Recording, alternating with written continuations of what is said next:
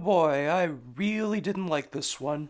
In my Clue Clue Lands video, I mentioned 17 launch titles that came out with the NES. I've reviewed 2 of them so far, and I've played most of the others. It's been a pretty good time overall, and I'm going to review all of them in the near future. One that I had never played before was Pinball. Now, I really like pinball machines, so I was pretty excited to try this one out. But little did I know that when I booted this game up, it would be one of the most annoying experiences I've ever had with an NES game. I understand that there are probably people watching this video who like this game, but I really didn't, and I'm going to explain why. So when you boot the game up, you have an option between Game A and Game B. You might think that's for 2 different boards, but no. Game B just makes the ball move faster. I was originally gonna complain about how lazy it was to only have one board, but then I thought about it, and it made sense. The board is divided between a top and bottom section, so technically you can go between 2 different levels. It's easier to just think of it as one big level though, and I initially thought that that was extremely lazy.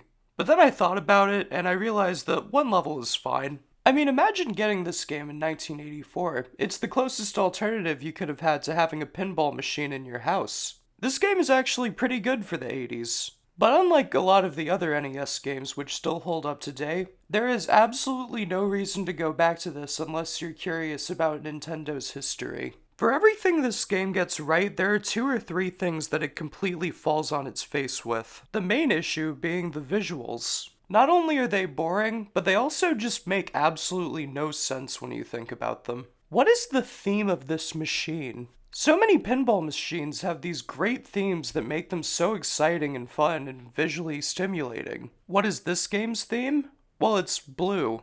And there are, like, seals, and then there are eggs which hatch birds if you hit them. And also there are cards. I don't get it. They had the option to make literally anything, and they chose the most boring visuals possible. And not only that, they chose a bunch of stuff that doesn't go together at all. And the most disappointing part of all of this is Nintendo is usually really good with theming in their other games. Why not just pick a theme based on their other games? That would have been so much better. Like, imagine if this game took a bunch of stuff from the Donkey Kong games. That'd be pretty cool looking, actually. But no, it's just blue. Although I will give them credit for figuring out what blue is. In Clue Clue Lands, they seemed to think that the ocean was pink and green for some reason. But don't worry, pink enthusiasts. The title's got you covered. I also think the spring looks pretty good, so I'll give it that. Other than the spring, though, nothing is exciting. It's just blue on a black background. There's nothing going on. Nothing really changes that much when the ball hits it, which makes it feel like you're not doing anything. The board design isn't that great either. Once you fall from the top, it's pretty much impossible to get back up. There's so much in the middle blocking your shot that you can just never get up there. Although it's not like you'd want to get back up to the top because there's even less going on up there than down here. You can't even get to the bonus level at the top. Oh wait, I didn't mention the bonus level yet. I guess I'll do that now. If you manage to hit the ball into that little hole at the top right, which is really hard to do, you go to a bonus stage that's basically just a breakout ripoff. You get to play as Mario, which means that we can add whatever on earth he's doing here to his work experience. And also Pauline's at the top and she'll drop sometimes and you have to catch her. I didn't get footage of it because I didn't last long enough. I just have to ask, what on earth does this have to do with pinball? Is this just a scrapped game that they added in here as a last-minute decision? What is going on? It looks absolutely nothing like the rest of the game as well. So yeah, I really do think that this was an entirely other game at first. But my real question is, why is this on the cover of the box? Did they really look at this game and think that the tiny bonus stage that you can only get like once every 20 minutes was the most marketable thing? Like, who looked at this cover and said to themselves, oh boy, I can't wait to play some pinball? The most annoying thing about this was I had to do a second recording because in the first one I didn't find this bonus stage a single time. I just assumed I had seen everything the game had to offer. I kinda just assumed that the front cover was false advertising. I don't know, game companies do that all the time nowadays. If I hadn't just felt like watching someone else play this game on YouTube, I never would have found out about it. What else is there? Oh yeah, the controls are completely broken. I don't even know how you do that. So the left flipper is controlled by going any direction on the D-pad for some reason, and the right one is controlled by hitting A or B. What? Does that make sense to anyone else? I guess it kind of makes sense if you throw all of your critical thinking abilities in the garbage. The D-pad's on the left, the buttons are on the right.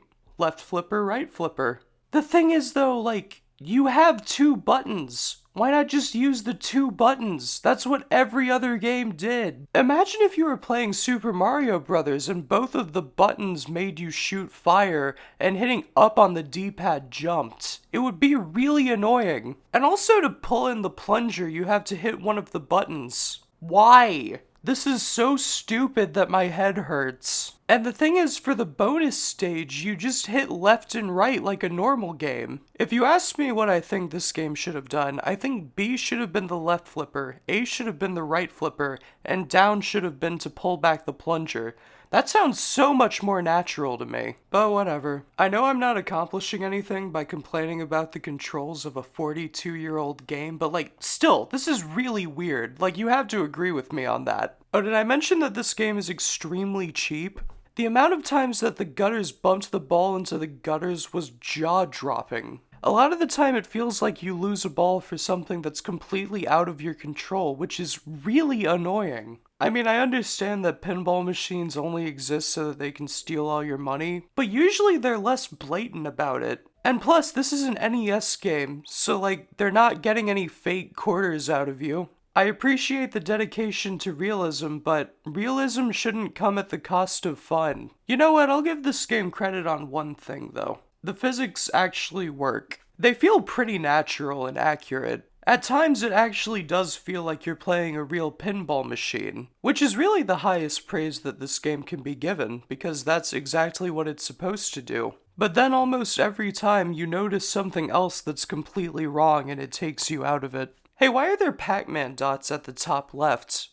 Is this supposed to be a Pac-Man theme? I mean, that would explain the blue walls and the black background. You know what? No, I'm giving this more thought than the developers did. The most annoying thing about this game is that it could have been amazing, but there are too many things about it that annoy me that I just can't forgive. Like, if the visuals were better and had a consistent theme, and the controls weren't so weird, I could see myself really enjoying this. But as it is, it's just another weird launch title with a ton of missed potential that could have been so much better. As it is, this game's legacy is just being re-released on Animal Crossing and a bunch of other stuff every now and again. You know, speaking of Animal Crossing, almost all the games I've played so far were in it. Even Mario Bros, which isn't even on the list, you can play by using a cheat disc. In the overall ranking, I'd put this game second to last. I feel like I should mention again that the gap between Donkey Kong Jr. math and everything else is still gigantic. Like, I would never play Donkey Kong Jr. math again, but I might actually boot this up from time to time, I don't know.